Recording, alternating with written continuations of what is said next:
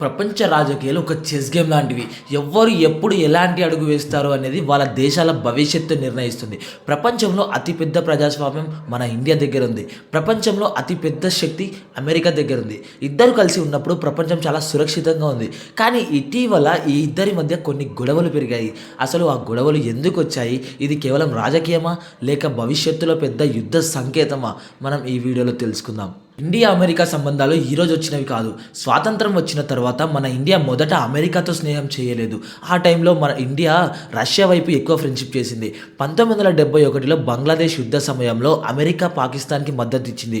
దీంతో మన ఇండియాకి అమెరికాపై అనుమానం పెరిగింది. అది ఎలా అంటే ఎప్పటికైనా అమెరికా దొంగదాపున అందరికీ హెల్ప్ చేసి ఇండియాని తొక్కేయాలని చూస్తుందని అర్థమైంది మన ఇండియా వాళ్ళకి. సైనిక రంగంలో అమెరికా ఇండియా సంబంధాలు చాలా స్పెషల్గా ఉంటాయి. ప్రతి సంవత్సరం మలబార్ నేవల్ ఎక్సర్సైజ్ జరుగుతుంది. అమెరికా ఇండియాకి ఆధునిక హెలికాప్టర్లు, డ్రోన్లు, రాడార్ సిస్టంలు ఇస్తుంది. మన ఇండియా కూడా ఇండో స్పెసిఫిక్ స్ట్రాటజీలో అమెరికాకి కీలక మిత్రుడిగా మారింది.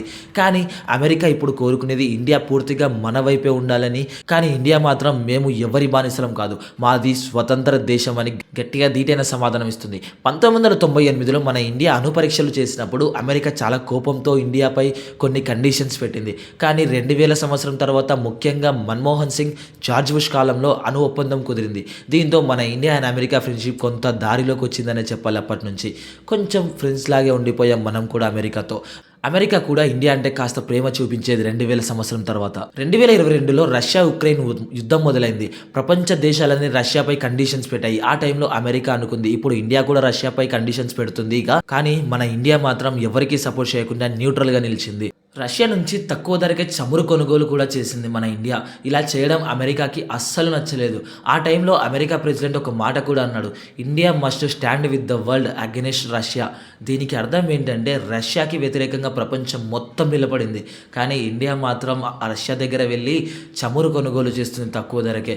ఇది ఇలా మనం ఇండియా చేయడం అమెరికాకి అస్సలు నచ్చలేదు. అలా నచ్చకపోవడం వల్ల అమెరికా ఇండియాకి ఒక వార్నింగ్ స్టేట్మెంట్ లాగా ఒక వార్నింగ్ కూడా ఇచ్చింది.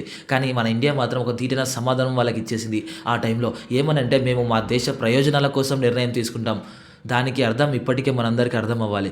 ఏంటంటే మేము కొట్లాటల కంటే మా ప్రజల యొక్క అవసరాల నిమిత్తం శత్రువుని సైతం మిత్రుడిని చేసుకుంటాము. కానీ ఊరికే అనవసరంగా కొట్లాడి చెడ్డగా అవ్వమని. రెండు దేశాల మధ్య ఒక చిన్న గొడవలాగా స్టార్ట్ అయింది. అప్పటి నుంచే అలా స్టార్ట్ అయిందే ఆర్థిక వ్యాపార యుద్ధం. ట్రేడ్ అనేది ప్రతి దేశానికి చాలా ముఖ్యమైనది. అమెరికా అనేది ఇండియాకి ఒక పెద్ద మార్కెట్. అలా అని మన ఇండియా తక్కువేం కాదు. మన ఇండియా కూడా అమెరికాకి ఐటీ, ఫార్మా అండ్ స్టీల్ వంటి రంగాల్లో చాలా హెల్ప్ చేస్తుంది. అలా మన ఇండియా కూడా అమెరికాకి ఒక పెద్ద మార్కెటే. కానీ మొత్తం స్టోరీ ఇక్కడే స్టార్ట్ అయింది. అమెరికా ఏం చేస్తుందంటే ఇండియా వస్తువులపై పన్నులు ట్యాక్స్లు పెంచింది. అప్పుడు మన ఇండియా కూడా ఊరికే ఉండదు కదా, వాళ్ళకి దీటుగానే అమెరికా వస్తువులపై పన్నులు వేసింది మన ఇండియా కూడా.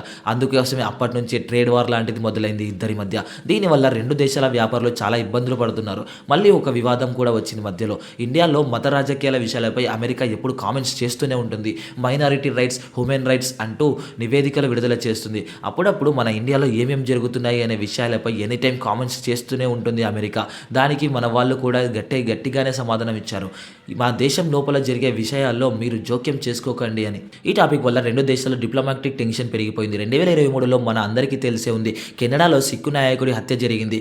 గుర్తుందా? అప్పుడు కెనడా మన ఇండియాపై నేరుగా ఆరోపణలు చేసింది. ఆ టైంలో అమెరికా కూడా దీనిపై స్పందించింది. ఇండియా మస్ట్ కోఆపరేట్ అని. మన పైన అనవసరంగా ఆరోపణలు వేస్తే అస్సలు బాగోదని రిప్లై ఇచ్చింది మన ఇండియా కూడా ఈ కేసు విషయంలో.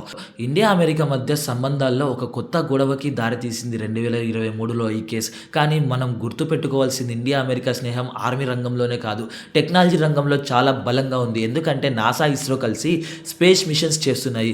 అమెరికా కంపెనీలు ఇండియాలో భారీగా ఇన్వెస్ట్ చేస్తున్నాయి. ఈ మధ్య గూగుల్, మైక్రోసాఫ్ట్, అమెజాన్ లాంటి కంపెనీలు ఇండియా నుంచి వెళ్ళిన సాఫ్ట్వేర్ ఇంజనీర్లు అమెరికా టెక్నాలజీని యూజ్ చేసుకొని ప్రపంచాన్ని మార్చేస్తున్నారు. కానీ ఇక్కడ ఒక చిన్న సమస్య ఉంది, వీసా సమస్యలు. అమెరికా ఎప్పుడు H1B వీసా సంఖ్య తగ్గించడం వల్ల ఇండియా నుంచి వెళ్ళే స్టూడెంట్స్ చాలా ఇబ్బందులు పడుతున్నారు.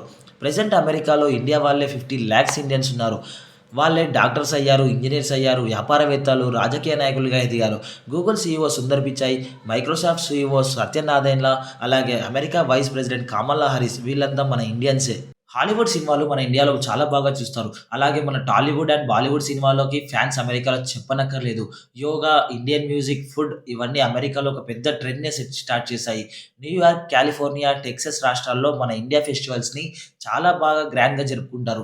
దీపావళి సమయంలో అమెరికా వైట్ హౌస్‌లో కూడా దీపాలు వెలిగిస్తారంటే ఇక ఆలోచించండి. మన ఇండియన్ ఫెస్టివల్స్‌కి అమెరికా వాళ్ళు ఎంత ఇంపార్టెన్స్ ఇస్తున్నారో. కానీ ఎన్ని గొడవలు ఉన్నా ఇండియాకి అమెరికా అవసరం. అమెరికాకి ఇండియా కూడా అంతే అవసరం. ఎందుకంటే చైనా ఎదుగుదలకి అడ్డుకట్ట వేయడానికి అమెరికాకి ఇండియా కావాలి. అలాగే అమెరికా కంపెనీలు ఇండియాపై ఆధారపడుతున్నాయి. ఇంకా చెప్పాలంటే ఇండియా అమెరికా నుంచి ఆధునిక ఆయుధాలు కొనుగోలు చేస్తుంది. అందుకోసమైనా చిన్న చిన్న గొడవలు ఉన్నా కూడా అవన్నీ పట్టించుకోకుండా కలిసి ఉండాలని కోరుకుందాం. ప్రపంచ భవిష్యత్తు కోసం ఇండియా, అమెరికా కలిసి ఉండాలి.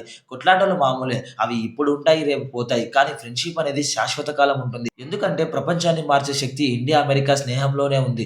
చివరిగా ఒక మాట, ఇండియా, అమెరికా గురించి మాట్లాడితే ఒక సినిమాలా ఉంటుంది. ఎందుకంటే ఎప్పుడెప్పుడు యాక్షన్‌లుంటాయి, ఒక్కోసారి ట్విస్ట్‌లుంటాయి. కానీ క్లైమాక్స్ మాత్రం ఒక్కటే. ప్రపంచం కోసం వీళ్ళు కలిసి ముందుకు సాగుతారు.